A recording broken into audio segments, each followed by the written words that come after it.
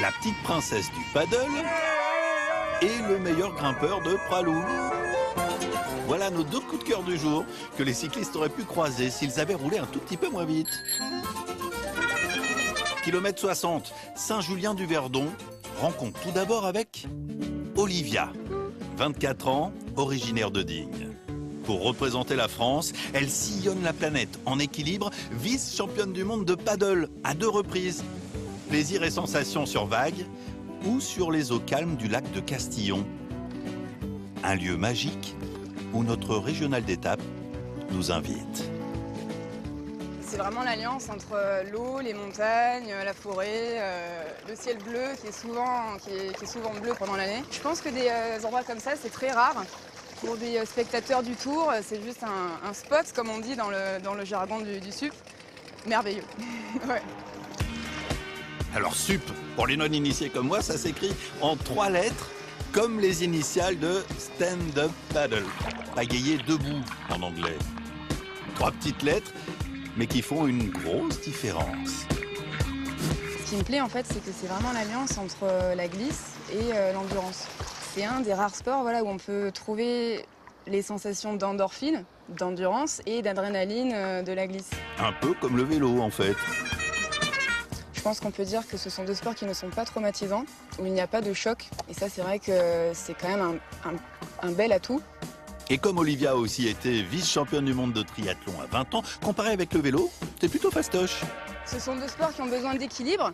Comme en vélo, il faut en fait pédaler pour en fait prendre de la vitesse et tenir dessus.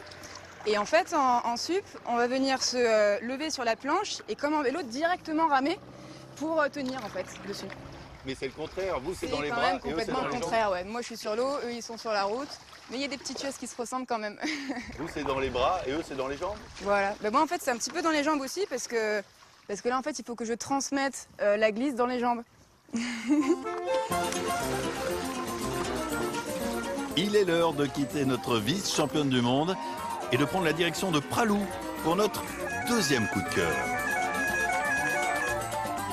Michel, bientôt 60 ans, une figure dans la vallée de l'Ubaye.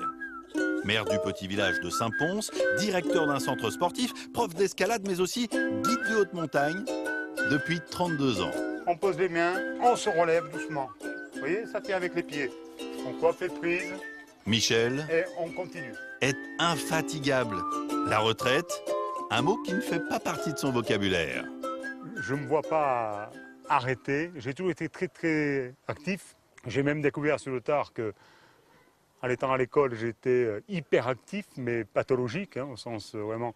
Donc je ne tiens pas en place. Et le fait d'être dehors, le fait de me dépenser physiquement, de faire découvrir, parce qu'il y a aussi ce côté qui est sympa, c'est d'amener des gens, de leur faire découvrir des activités, la nature. Il y a tout juste 40 ans, Michel arrive dans la vallée pour intégrer les chasseurs alpins.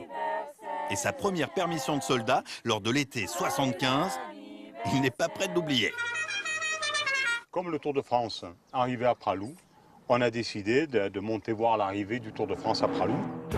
1975, l'année où un cannibale se fait manger tout cru par un petit Français. Une fin de Pralou qui prive Eddy Merckx d'un 6e Tour de France. La faute à Bernard Thévenet.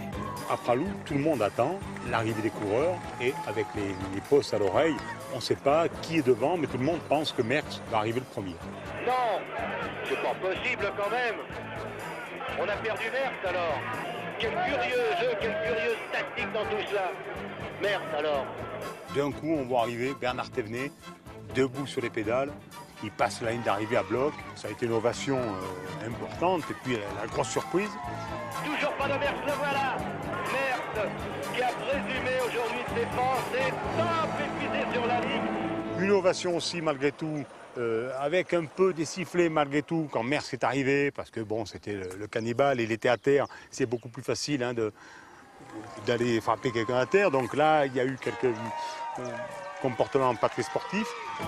Un maillot jaune qui chasse l'autre, belle ou cruelle, cette image fait désormais partie de l'histoire. Ça a été la fin du règne de Merckx. Et moi, j'étais là, pas loin, et donc c'était assez sympa de ce clin d'œil aujourd'hui, de 40 ans après, le Tour revient à Pralou, c'est c'est sympa, quoi, voilà. Donc ça ramène pas mal de souvenirs.